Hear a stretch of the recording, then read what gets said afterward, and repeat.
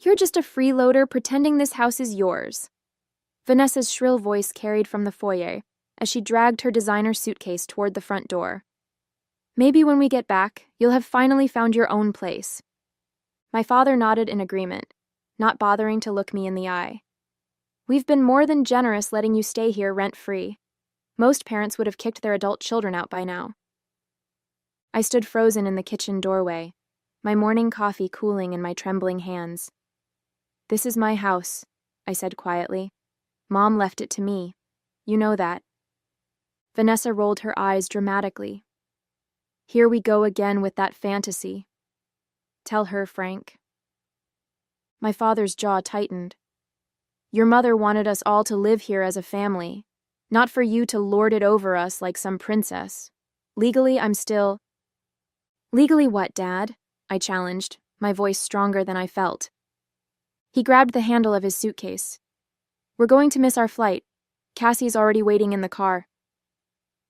The door slammed behind them, leaving me alone in the echoing silence of the Victorian home my mother had lovingly restored before cancer took her 5 years ago. My name is Samara Wells, I'm 24 years old, and despite what my father and stepmother believe, I am the legal owner of this house in suburban Philadelphia. My mother made sure of that, placing the property in a trust with me as the beneficiary following her death. What I want is simple: respect for my mother's wishes and acknowledgement of my rightful ownership. Standing in my way are my father, who has conveniently forgotten the trust's terms, and Vanessa, my stepmother of 3 years, who treats me like an unwanted houseguest. I took a deep breath and walked to the large bay window, watching their car back down the driveway. My stepsister Cassie, 16, sat in the back seat, her face illuminated by her phone screen. They were headed to the Bahamas for 10 days, a family vacation from which I had been deliberately excluded. As their car disappeared around the corner, I felt a familiar mixture of hurt and anger rising in my chest. I had tolerated their dismissive behavior for years, telling myself it was what Mom would have wanted, for us to remain a family despite her absence. A notification pinged on my phone, an email from Vanessa to my father, accidentally copied to my address. Frank, I've spoken with Harold. He says once we're back from vacation, we can move forward with having Samara legally removed from the house. He thinks her claim about Caroline's wishes won't hold up without the original trust documents. My stomach dropped. Who was Harold? And what did Vanessa mean about the original trust documents? With growing unease, I realized the situation was far worse than I had imagined. My mother, Caroline Wells, was a brilliant architectural historian who spent her career restoring historic homes in Philadelphia. This house, a Queen Anne Victorian built in 1887, had been her crowning achievement and greatest love. She purchased it as a crumbling foreclosure when I was just 7 years old, pouring her heart and savings into its restoration. My childhood memories are filled with the sounds of sanders and hammers, the smell of varnish and paint, and my mother's infectious excitement about uncovering original fixtures and woodwork. Dad never shared her passion. An accountant by trade, he tolerated what he called Caroline's expensive hobby, but complained constantly about the costs and disruption. Their marriage had been strained for years before Mom's diagnosis, but they stayed together, largely for my sake. When Mom learned her cancer was terminal, she made careful arrangements for the future. I was 19 then, a sophomore in college studying architectural preservation, following in her footsteps. Between chemotherapy sessions, she consulted with attorneys, set up the trust, and had long conversations with me about her wishes for the house. "This will be yours one day," she'd told me, her thin hand tracing the intricate balusters of the main staircase. "Your father can live here as long as he needs to, but the house belongs to you. Promise me you'll preserve it." I promised, of course. What I didn't anticipate was how quickly Dad would move on after her death. He met Vanessa at a work function barely a year after Mom's funeral. 6 months later, she and Cassie had moved into our home, bringing with them modern furniture that clashed with the Victorian aesthetic and an attitude that suggested they were doing me a favor by occupying my father's house. Initially, I tried to accommodate them. I was still finishing college, Still grieving and grateful for any semblance of family, Vanessa made occasional efforts at friendliness, though these moments always felt performative rather than genuine. Cassie remained distant, buried in her phone or sequestered in her room. Dad changed after they arrived. He began referring to Mom's carefully curated antiques as that old junk, and suggesting we modernize rooms that had been historically restored. When I objected, citing Mom's wishes, he would grow distant and cold. "Your mother is gone, Samara," he'd say. "The living need to come first now." I had graduated last year and found a job with a local preservation society, allowing me to stay in Philadelphia. I could have moved out, found my own apartment. Sometimes I asked myself why I stayed in a home where I was increasingly made to feel unwelcome. The answer was simple. This house was Mom's legacy to me, her final gift. Walking away felt like betraying her memory. So I endured the subtle digs, the exclusion, the gradual erosion of my place in what should have been my home. Now staring at Vanessa's accidentally forwarded email, I wondered if my patience had been a mistake. With my father and Vanessa now thousands of miles away, I decided to use their absence to search for answers. Who was Harold, and what did Vanessa mean about the trust documents? I started in my father's home office, a room that had once been my mother's library. The transformation was symbolic of the larger changes in our house. Her warm, book-lined retreat now a sterile workspace dominated by Vanessa's organizational system. I hesitated at the door, feeling like an intruder despite being the property's rightful owner. The desk drawers yielded nothing unusual. Office supplies, bills, a few family photos with me conspicuously absent. I turned my attention to the filing cabinet, methodically working through folders labeled with Vanessa's precise handwriting. In the back of the bottom drawer, I found a thick manila envelope labeled Wells House, Legal. My hands trembled slightly as I opened it, spreading the contents across the desk. Inside were copies of documents I recognized, the trust agreement my mother had established, naming me as beneficiary, and my father as a lifetime tenant with specific conditions. But there were also newer papers I'd never seen, correspondence with someone named Harold Brennan, a real estate attorney, discussing strategies to invalidate the outdated trust and establish clear ownership. A yellow sticky note in my father's handwriting read, "Original trust documents in Caroline's old lockbox? Sam might have key." Cold understanding washed over me. They were looking for the original trust documents, likely to destroy them. Without those papers, it would be my word against my father's about Mom's intentions. As I continued reading, the depth of the betrayal became clear. My father had been consulting with this attorney for months, seeking ways to claim the house outright. Vanessa was actively involved, suggesting they could argue that Mom had been mentally compromised when she established the trust due to her medication. The most recent letter from Harold outlined their strongest case, claiming that I had violated the trust conditions by interfering with Frank's quiet enjoyment of the property. A bizarre inversion of reality that made me the antagonist in my own home. I sat back, papers scattered around me, a strange numbness replacing my initial shock. My father wasn't just forgetting my ownership, he was actively plotting to take my inheritance, to erase my mother's final wishes. Almost mechanically, I gathered the documents and returned to my room. From the back of my closet, I retrieved a small fireproof box, my mother's final gift to me. Inside was the original trust agreement, exactly where she told me to keep it, along with a sealed envelope I'd never opened, marked in case of disputes. My hands shook as I broke the seal. Inside was a letter in my mother's handwriting and a business card for Eliza Montgomery, Trust Administrator. "My darling Samara, if you're reading this, then Frank has forgotten his promises to me. I hoped he would honor my wishes, but I've prepared for the possibility that he might not. Eliza has the power to enforce the trust terms if necessary. The house is yours, sweet girl. Don't let anyone convince you otherwise. All my love, Mom." I ran my fingers over her familiar handwriting, tears blurring my vision. Even from beyond the grave, she was protecting me, anticipating threats I couldn't have imagined coming from my own father.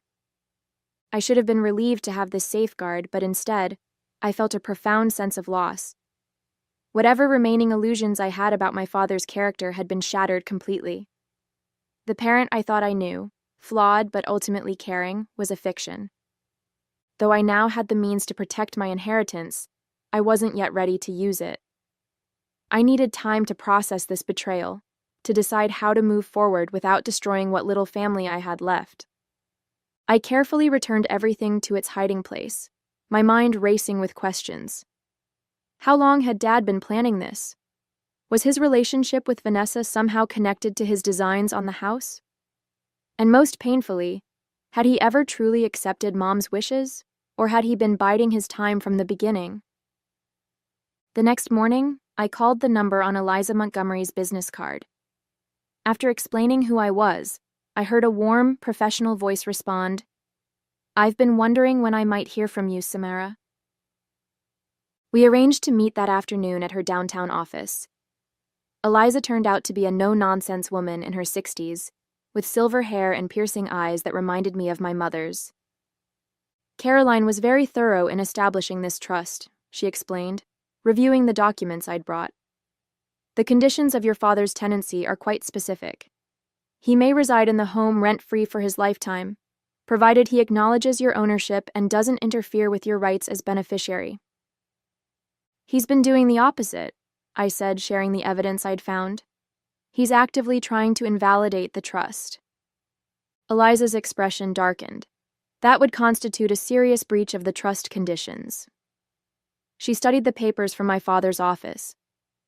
"This attorney Brennan is taking an aggressive approach. Have there been other issues besides denying your ownership?" I hesitated, then described the increasing hostility, the systematic exclusion, and the most recent incident before their vacation. "I see," she made careful notes. "Verbal abuse and creating an inhospitable environment for the beneficiary would also violate the terms. Your mother anticipated potential conflicts and built-in protections." "What kind of protections?" "As trust administrator, I have the authority to enforce the conditions, up to and including terminating your father's right to occupy the property if he's in substantial breach." A mixture of relief and anxiety washed over me. Here was the solution, but at what cost? Evicting my own father seemed extreme, potentially destroying any chance of reconciliation. "I don't necessarily want to kick him out," I admitted. "I just want him to respect Mom's wishes and treat me with basic decency." Eliza nodded sympathetically. "Let's start with a formal letter reminding him of the trust terms. Sometimes a legal reality check is enough to correct behavior." This approach seemed reasonable, firm, but not nuclear. Eliza drafted the letter while I waited, outlining my father's obligations under the trust and requesting a meeting upon his return to discuss ongoing compliance. "This should be waiting for him when he gets back," she said, handing me the envelope. "In the meantime, document any further communications or incidents. If he escalates rather than complies, we'll need evidence to take stronger action." I left feeling cautiously optimistic. The letter would serve as a wake-up call without permanently damaging our relationship. Perhaps once my father understood that his plans with Harold Brennan wouldn't succeed, he'd accept reality and we could rebuild some semblance of family harmony. That evening, my phone chimed with a text from Vanessa. "We need to talk about your behavior while we're gone. Frank is very upset. Expect changes when we return." Attached was a photo of my father's office, the desk drawers partially open, papers not quite as I'd left them. They must have installed cameras before leaving, something I should have anticipated. My intrusion had been discovered. Shortly after, an email arrived from my father. "I'm deeply disappointed in your breach of privacy. Searching through my personal documents shows exactly why you're not responsible enough for home ownership. We'll be consulting with our attorney immediately upon our return." I forwarded both messages to Eliza, my hands shaking. Her response was immediate. "This changes our approach. Their aggressive stance suggests they won't respond reasonably to the letter. I recommend you allow me to exercise the trust's enforcement provisions now." In plain language, she was suggesting I authorize the eviction process. the nuclear option I'd hoped to avoid. Before I could reply, another email arrived, from Harold Brennan directly. Ms. Wells, I've been retained by Frank and Vanessa Wells regarding the disputed property at 1847 Chestnut Avenue. Please cease any communication with my clients and direct all future correspondence to my office. Be advised that we are preparing legal action regarding your unfounded claims to the property. My heart sank as I realized my cautious, measured approach had backfired. By giving them warning, I'd only accelerated their plans. The hope I'd felt earlier evaporated, replaced by the sickening certainty that this conflict was heading toward an irreparable break. "Mom," I whispered to the empty room, "what would you have me do now?" The next morning, I called Eliza to discuss our options. Her advice was clear and firm. "Samara, your father has engaged legal counsel who's already taking an aggressive stance. This suggests they intend to move quickly once they return. We need to respond with equal decisiveness." "What exactly are you proposing?" I asked, a knot forming in my stomach. "I recommend we petition the court for an emergency enforcement of the trust provisions, including a restraining order preventing your father and his wife from re-entering the property pending a full hearing." "A restraining order? Isn't that extreme?" "Not in this context. Their communications show clear intent to violate the trust and potentially remove you from your rightful home. The restraining order would simply maintain the status quo until a judge can review the full facts." I paced my bedroom, weighing her words. "They're on vacation for 8 more days. Do we really need to act so quickly?" "The timing works to our advantage," Eliza explained. "Filing now gives us time to secure the order before they return, preventing a potentially volatile confrontation. Remember, they don't know you've contacted me or that you have the original trust documents." Her logic was sound, but the emotional weight of the decision felt crushing. This wasn't just about property rights. It was about severing what remained of my family. "Let me think about it," I said finally. After hanging up, I wandered through the silent house, running my fingers along the walnut banister my mother had lovingly restored, examining the stained glass window she'd commissioned to replace a broken original. Every corner held her memory, her vision of what this home should be. My contemplation was interrupted by another notification, a banking alert I'd set up after discovering their plans. To my shock, my father had remotely initiated a wire transfer from our shared household account, the account I primarily funded for utilities and upkeep, to Harold Brennan's law firm. He was using my own money to finance his legal attack against me. This final betrayal crystallized my decision. I called Eliza back immediately. "I'm ready to proceed," I said, my voice steadier than I expected. "What do you need from me?" The next few days passed in a blur of legal activity. Eliza filed the emergency petition, gathered affidavits, and compiled evidence of my father's actions.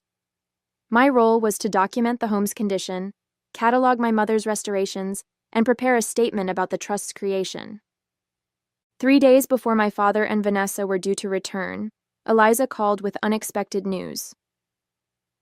"The judge has granted our petition," she said, "but there's a complication. In reviewing your mother's original will and trust documents, we discovered something significant." "What kind of something?" "Your mother added a provision we weren't aware of. If your father remarried, the trust required him to either purchase your half of the property at market value or relocate within 1 year." I sat down, stunned. "He was supposed to buy me out after marrying Vanessa?" "Yes. The provision was triggered 3 years ago when he married Vanessa, but it appears he never disclosed this to the trust. Caroline wanted to ensure you wouldn't be forced to live with a stepmother who might not respect your position." The implications hit me all at once. So not only was he violating the terms by denying my ownership, but he's been in breach of the trust for 2 years by not buying me out or moving? Exactly. And there's more. Caroline left a sealed letter with my office to be opened if this specific provision was violated. My heart raced. "What does it say?" "I think you should read it yourself," Eliza said. "Can you come to my office this afternoon?" Hours later, I sat in Eliza's office, my mother's letter trembling in my hands. The familiar handwriting blurred through my tears as I read her final message to me. My dearest Samara, if you're reading this, Frank has remarried and chosen to remain in our home without honoring the trust's terms. I wish I could say I'm surprised, but I've always known his attachment to the house was more about possession than appreciation. What Frank doesn't know, what I never told anyone, is that the funds for purchasing and restoring our home didn't come from my salary alone. They came primarily from my inheritance from my grandmother, with the specific condition that the property remain with blood descendants. Frank has no legal claim to the house beyond what I granted him in the trust, which he has now violated. I've instructed Eliza to help you claim what is fully and rightfully yours. The house is your legacy, your heritage, not just from me, but from generations of women in our family. Stand firm, my brave girl. You are stronger than you know. All my love, Mom. I looked up at Eliza, who had been quietly waiting while I absorbed this revelation. This changes everything, doesn't it? She nodded. Your father has no claim whatsoever on the property. None. Armed with this new information, Eliza and I revised our legal strategy. Rather than simply enforcing the trust conditions, we would pursue complete termination of my father's tenancy rights based on multiple breaches, denying my ownership, creating a hostile environment, attempting to invalidate the trust, failing to comply with the remarriage provision, and misusing household funds. The restraining order is now in place, Eliza explained as we finalized the paperwork. They won't be able to enter the property when they return. The sheriff will serve the formal eviction notice and will proceed with a court hearing for permanent resolution. I nodded, feeling oddly calm despite the enormity of what we were setting in motion. What kind of timeline are we looking at? The temporary order lasts 30 days. The hearing for permanent resolution is scheduled for the 3rd week, which gives your father time to secure new housing arrangements. As I drove home, I contemplated the practical aspects of this abrupt transition. Most of the furniture was my mother's, documented in the trust inventory, but my father and Vanessa had added their own pieces. Cassie had her own bedroom filled with personal belongings. I would need to make arrangements for them to collect their possessions under supervision. The unfairness of disrupting Cassie's life weighed on me. Despite our distant relationship, she was an innocent bystander in the adults' conflict.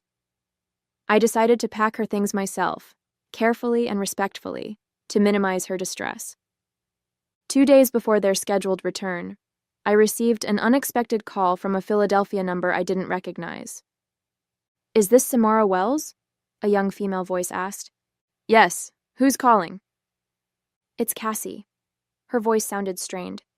I need to talk to you about something important. Surprised, I asked, Aren't you still in the Bahamas with your mom and my dad? I am, but I'm calling from the hotel phone. I don't want them to know. She paused. I heard them talking last night. They were fighting about the house and about you. My stomach tightened. What did they say? Frank said their lawyer thinks they can get the house if they claim you're mentally unstable or something.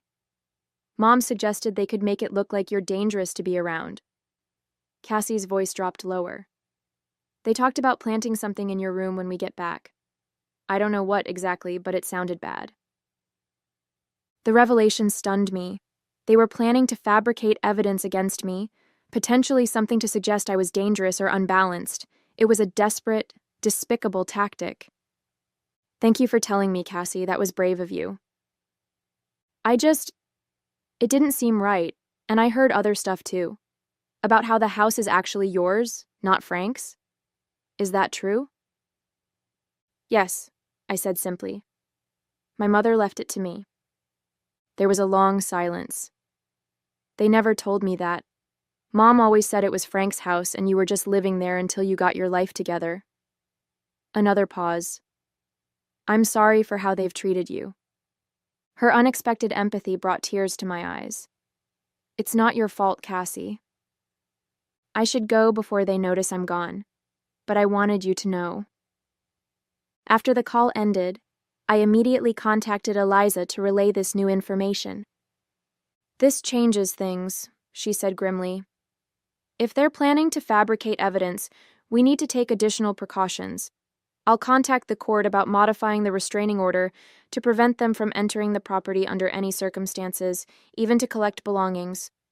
We'll arrange for a court-appointed supervisor for that process. I agreed with her assessment, but a new worry had emerged. What about Cassie? She's just 16. She shouldn't be caught in the middle of this. We can request special provisions for her in the court order, Eliza suggested. Perhaps supervised visits or a neutral exchange location for her possessions. As we discussed these modifications, another call came in, this time from my father directly. Against my better judgment, I answered. Samara, he began, his voice falsely warm. We've been thinking about our conversation before we left. Vanessa and I want to apologize for our harsh words. We'd like to have a family meeting when we get back to discuss everyone's needs fairly. The sudden change in tone confirmed Cassie's warning. They were setting me up, trying to get me to lower my guard before their return. That sounds reasonable, I replied, matching his artificial warmth. We definitely have a lot to discuss. As soon as the call ended, I turned to Eliza. They're planning something specific for when they return. We need to be ready. She nodded grimly. Don't worry. We will be. The day of my father and Vanessa's return dawned clear and bright, a stark contrast to the storm about to break over our family. As instructed by Eliza, I had vacated the house temporarily, watching from across the street as the necessary parties assembled on the front lawn. The sheriff's deputy, Eliza, in her role as trust administrator, and a court representative to document the proceedings. Their taxi pulled up at precisely 2:15 p.m. I watched my father emerge first, his face relaxed from vacation until he spotted the official vehicles. Vanessa followed, designer sunglasses hiding her initial reaction. Cassie hung back slightly, catching my eye across the distance with a small, almost imperceptible nod. From my position, I couldn't hear the exact words exchanged, but the body language told the story clearly enough. The sheriff stepped forward, officially serving them with the court order. My father's posture stiffened in shock, his hand reaching for the documents. Vanessa ripped off her sunglasses, gesturing wildly as she presumably protested. Eliza remained calm, pointing occasionally to specific sections of the paperwork. The court representative took notes and photographs, maintaining an official record of the proceedings. As the reality of their situation became clear, my father's face transformed, first purpling with rage, then draining to ashen disbelief. Vanessa's reaction was more volatile, her arms flailing as she shouted at the officials, then turning accusingly toward my father. I had imagined this moment differently, perhaps with satisfaction or vindication. Instead, I felt a complex mixture of sadness and resolution. This wasn't a victory to celebrate, but a necessary ending to enable a new beginning. The final blow came when Eliza handed them the last document, my mother's letter explaining the true origin of the house funds and the generations-long female inheritance that preceded me. My father sank onto one of the suitcases, the facade of righteous indignation crumbling into stunned defeat as he finally understood the depth of his miscalculation. The house had never been his to claim. It had always, unequivocally, been mine. In the weeks following that decisive confrontation, the practical matters of separation proceeded with formal precision. My father and Vanessa secured an apartment across town, collecting their personal belongings under court supervision. Our communication was limited to terse emails regarding logistics, the warmth of family irreparably damaged by betrayal and legal intervention. The most surprising development came from Cassie. 2 days after the eviction, she contacted me requesting to meet at a local cafe. They've been fighting constantly, she confided over hot chocolate. Mom blames Frank for not telling her the truth about the house. Frank blames her for pushing him to take legal action. She hesitated. I was wondering if I could visit sometimes. The house, it feels more like home than anywhere we've lived. Her request touched me unexpectedly. Of course you can, Cassie. Anytime.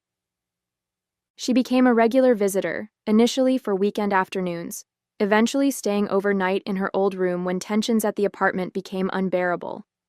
Despite our differences, we formed a tentative bond.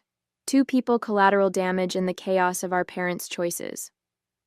My father attempted reconciliation once, arriving unannounced on a Sunday morning. "I never meant for things to go this far," he offered awkwardly. "After your mother died, I just couldn't accept that she hadn't trusted me with the house." "It wasn't about trust, Dad," I replied. "It was about legacy. Mom wanted to ensure the house remained in the family for generations." He nodded slowly. "I understand that now. Too late, I suppose. Perhaps someday we would rebuild some version of relationship, but for now, the wounds were too fresh, the betrayal too profound." As for the house, I threw myself into continuing my mother's preservation work, focusing on the third-floor renovation she had planned but never completed.